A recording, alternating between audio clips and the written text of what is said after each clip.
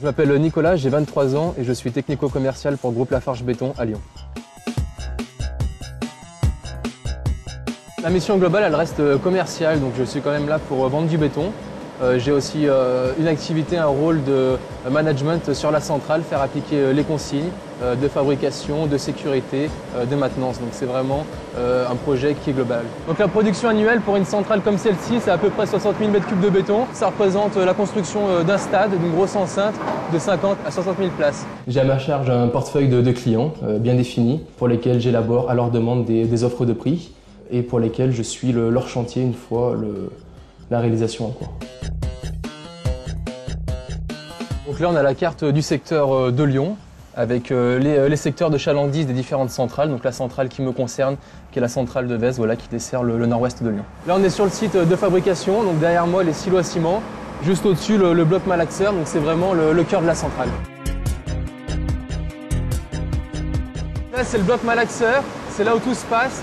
Donc tous les constituants du béton se mélangent ici. Les camions viennent dessous, se placent sous la boulotte pour être chargés. Je travaille sur un produit frais, avec une courte rhéologie dans le temps. Donc par moment, ça demande d'avoir de la réactivité par rapport à ce produit-là. On distingue les bétons courants, les bétons autoplaçants, les bétons à prise rapide, les bétons décoratifs. J'ai pour habitude de dire que ma voiture, ça fait partie quasiment de mon bureau.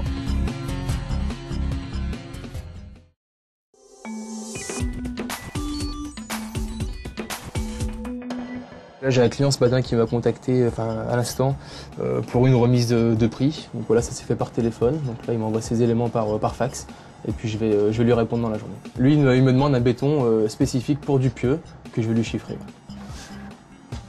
Donc là, le client qui vient de me contacter par téléphone m'envoie sa demande. Donc je vais lui faire une réponse dans la journée avec notre trame de prix. Je regarde sur mon logiciel commercial ce que me coûte le béton, mon coût matière de ma formulation et je vais intégrer également mon transport pour déterminer mon prix. Le souci là, c'est un béton qui n'a pas la bonne consistance. Donc il a été contrôlé sur chantier. Donc le conducteur de travaux me fait remonter l'information. Donc moi je ferai le point avec les conducteurs de centrale pour qu'on puisse en fabrication me scaler. Donc le conducteur de travaux, il refuse le béton ce matin, là, donc on n'arrive pas à se caler sur les consistances. En l'occurrence, ce qu'on s'est engagé à faire, c'est de respecter les consistances que le client nous demande. Là, on va sur Caluire, sur un chantier, donc on va pouler cet après-midi avec une pompe en béton autoplaçant. Donc on va réaliser un plancher dans une ancienne bâtisse, donc une rénovation. Donc là, on y va pour s'assurer que le client est bien livré, on va voir s'il n'a pas de problème particulier. On va également lui demander un petit peu ce qu'il envisage pour la suite. T'as pas eu de soucis pour déplier ta flèche par rapport aux lignes électriques? Non, parce qu'on a besoin de garder la distance de 3 mètres. Ouais, voilà, tu la respectes. Ouais. Sur le chantier, la pompe se met en place, le camion béton va pas tarder à suivre. Donc le pompiste va déplier sa flèche. On va réaliser aujourd'hui le coulage des planchers. Donc c'est le dernier plancher. On est ici sur une rénovation. On met en avant nos bétons autoplaçants. Un béton autoplaçant, c'est un béton qui va se mettre de niveau. Donc pour le client, c'est une facilité de mise en œuvre. Et c'est un béton qui est vraiment très fluide. Donc il convient parfaitement aux rénovations et au coulage des planchers. Donc quand je vais voir un client, je viens le saluer tout simplement. Je lui demande s'il est content de nos produits, notre prestation. Qu'est-ce qu'on peut faire de mieux pour aller dans son sens. Voilà. Je lui demande ses besoins, ses attentes. Les offres de prix, les affaires qui se concluent sur chantier à l'oral, donc ça va se faire directement avec le patron de l'entreprise. Ça va être d'un commun accord. Et on va définir ensemble un marché annuel, donc un prix valable sur toute l'année, qu'importe ses chantiers.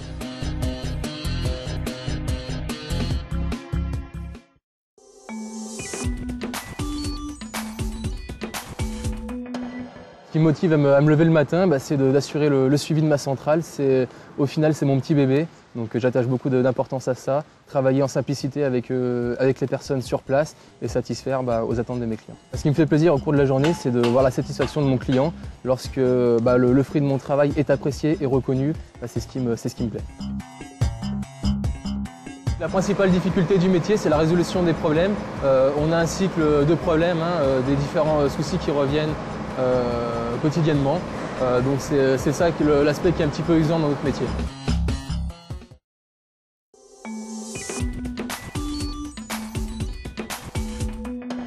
J'ai choisi Lafarge tout simplement parce que c'est l'image de marque qui est présente, c'est le groupe Lafarge Béton.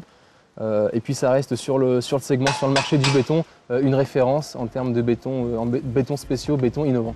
Quand je suis sur un chantier comme ça, ça apporte de la crédibilité tout simplement. Donc on s'engage sur le papier à avoir des formulations des produits performants et innovants. Et le suivi fait par le commercial, c'est la vérité, c'est le terrain. J'y reste parce que je m'y sens bien tout simplement, je m'épanouis dans mon boulot et puis mes chefs m'accordent leur confiance.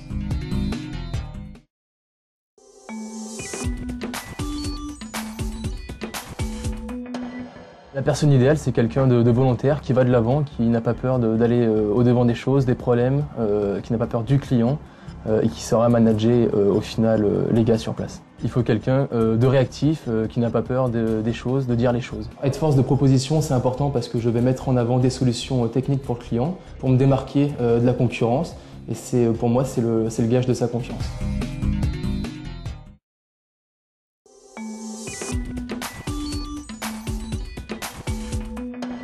Les perspectives d'évolution, elles sont soit dans le commerce, passer sur une centrale plus grosse, plus structurée, également on va dire en parallèle au niveau des chargés de développement des produits spéciaux, avec un travail axé sur la prescription des bétons, au niveau des bureaux d'études et également au niveau des architectes, avec une vision un peu plus ambitieuse, un poste de chef de centre qui chapeaute plusieurs centrales à béton.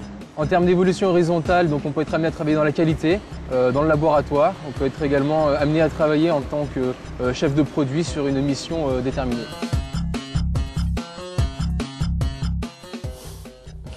On va recommencer.